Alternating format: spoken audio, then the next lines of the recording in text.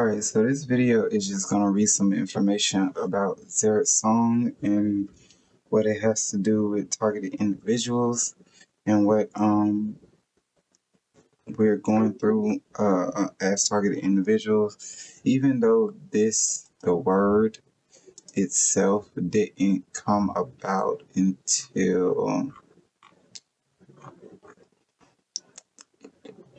I want to say, the 1950s to the 1980s. It still was documented. There were victims of it, and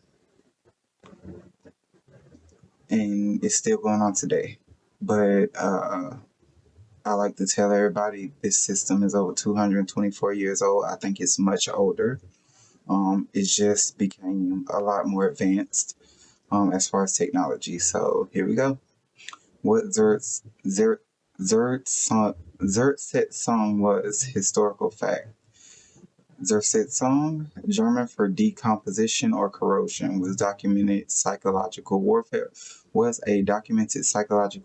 program used by the East German Stasi Ministry for State Security from the 1950s to the 1980s. Its purpose was not arrest, not execution, and not public punishment. Its goal was to quietly destroy a person's life, identity, mental stability, and social standing without leaving obvious evidence. Core characteristics of Zersetzung. Zersetzung focused on indirect deniable harassment, undermining relationships, friends, partners, coworkers, sabotaging careers or education, creating constant uncertainty and self-doubt, discrediting targets subtly, inducing paranoia, exhaustion, and depression, making the victim appear unstable to others. Importantly, targets were often political dissidents, artists, journalists, or nonconforming thinkers, which is what most targeted individuals are. They don't really fit into the government's idea of, I think it's Ash conformity, or what conformity is. The Stasi deliberately avoided visible violence. They didn't want martyrs. That's like a Freemason thing. They don't want martyrs. They don't want heroes. You have to be made out to be the villain. So many victims were driven to break down, exile, or suicide. This is not theory. It is confirmed by declassified Stasi documents, survivor testimonies, academic research in political psychology and intelligence studies, which is why I'm documenting everything every single day about what I'm going through and what other targeted individuals are going through and how I survived. So eventually I want these videos to be utilized to become a study, advanced knowledge of what these weapons can do and how to defend against them. So how Zersetzung work mechanisms. Zersetzung relied on psychological pressure, and I'm probably saying this word wrong, but that's just how I see it.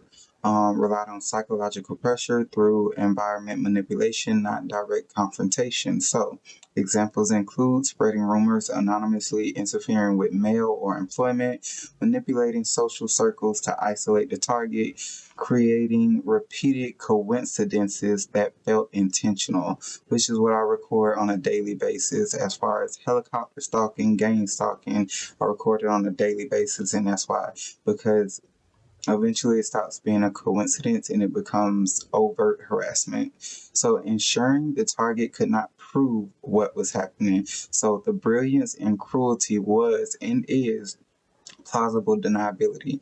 Why people compare Zersetzung to targeted individuals? Many people who identify as targeted individuals point to Zersetzung because it provides a historical precedent for covert psychological harassment without overt violence. The parallels people usually cite are social isolation, loss of friends, being framed as unstable or difficult, subtle reputation damage, plausible deniability, no clear perpetrator, events that are individually explainable but feel patterned, difficulty proving intent. because it's covert. Psychological impact, hypervigilance, which I am.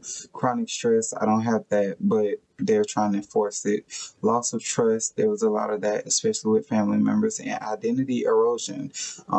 It's hard to prove yourself and living your truth on a daily basis, but that is my ideology behind documenting on a daily basis. I live my truth, and whoever wants to tell the lie, eventually you're going to have to say it to my face. The government doesn't have any documented criminal activity of me. Anything else is inadmissible in a court of law, and it's just hearsay and lies and slander, basically defamation of my character. But they can never say it to my face, or um, it will result in a lawsuit. So everything is covert behind my back and through the voice of skull technology and all the other technology.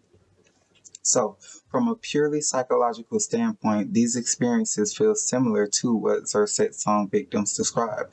That does not automatically mean the cause is the same. Where the comparison breakdown is important, this part matters.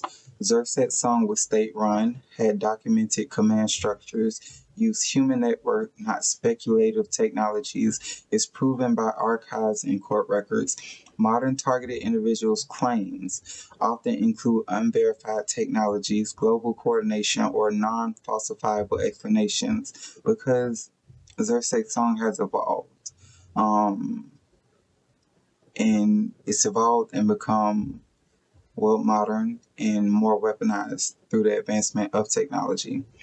Vary widely in detail and consistency. Everybody's story is a little bit different, which is why I'm trying to compartmentalize and make it more simple to explain. And they frequently overlap with known psychological stress responses to trauma or paranoia related disorders. Because of this, no court, academic body, or government investigation has validated a modern equivalent program at scale. That doesn't mean people aren't suffering, it means causation is unproven today.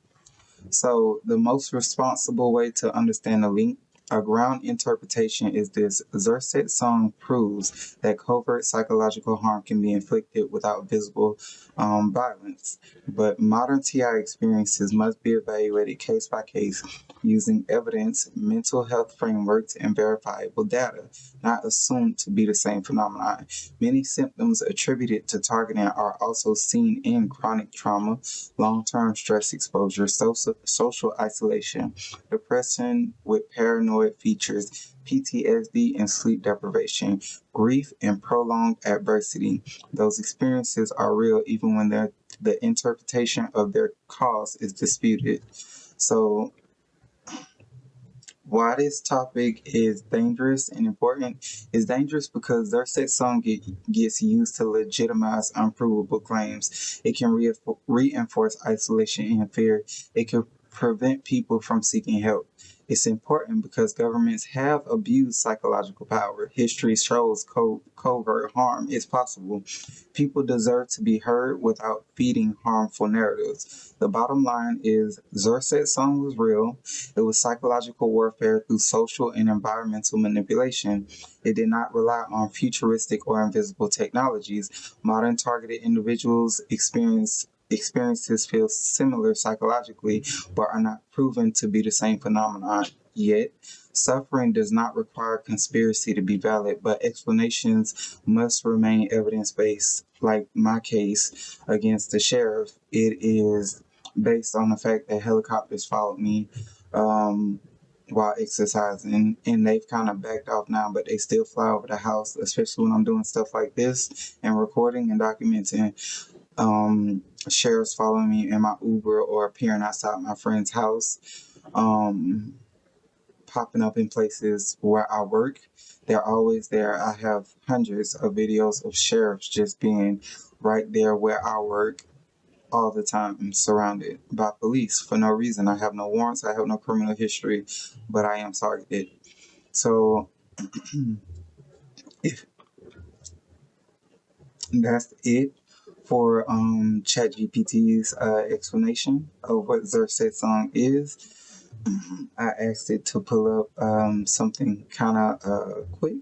There's a story that goes along with this about a man and his family, but I'm gonna tell that story a little bit later after this video.